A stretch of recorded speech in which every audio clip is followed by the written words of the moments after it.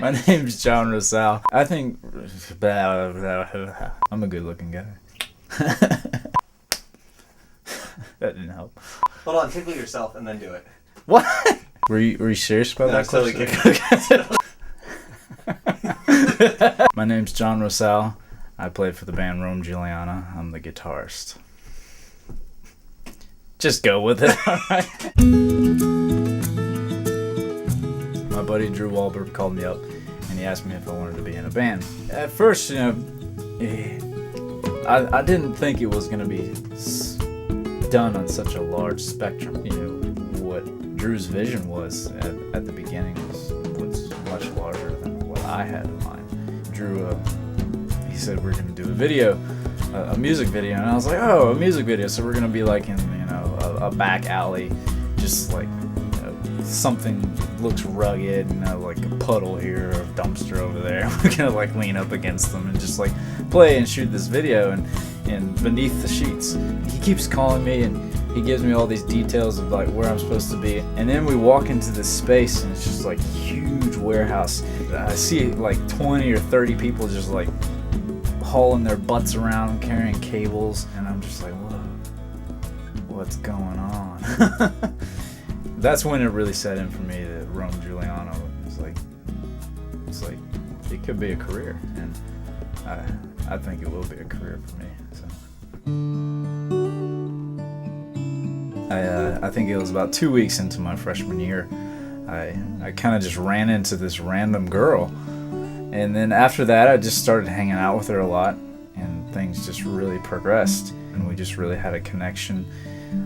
In as far as where we were in our lives, we had a lot of similarities, and we dated for 2 whole school years. I had given her a promise ring to marry her one day. I wanted to be with her. I wanted not just to be in her life in general. I wanted to share my life with her. I wanted her to share her life with me. Last year in the summer of 2008, I broke up with her. I felt like at the time that I had just invested so much time in the relationship that I pretty much dried myself out, just physically and emotionally, spiritually. Over, I think, December, I really just realized that I was very much still in love with her, and that breaking up with her was a mistake on my part. I very much regretted that.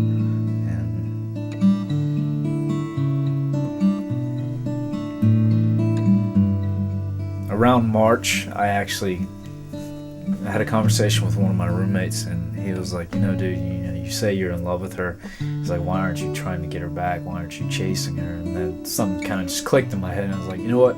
I'm going to see what I can do. So I ran over to her practice room, and I just sat down, and I kind of just took a chance, and I pretty much said, I'm still in love with you. The thought of getting back together with that person and not really knowing if that person, is gonna break up with you in the future or is gonna, marry you, it's a risk. It was a huge risk for her, and she did the best thing for herself and chose not to. After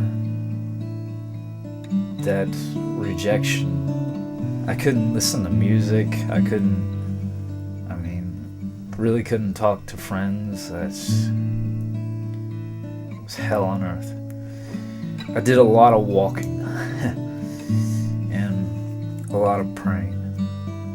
Being raised in the church, I believe in Jesus Christ, and did a lot of talking with God. And I can honestly say for myself, I couldn't have gone through all that, just letting go of loving her, of the desire to want her,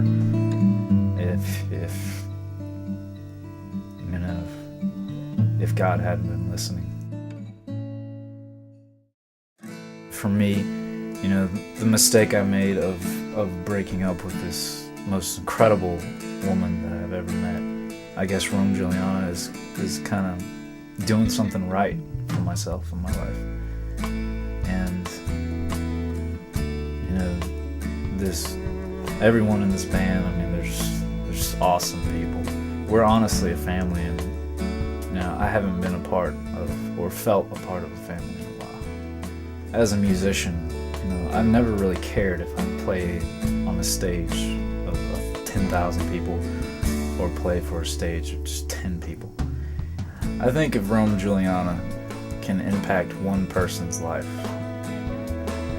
that'd be good enough.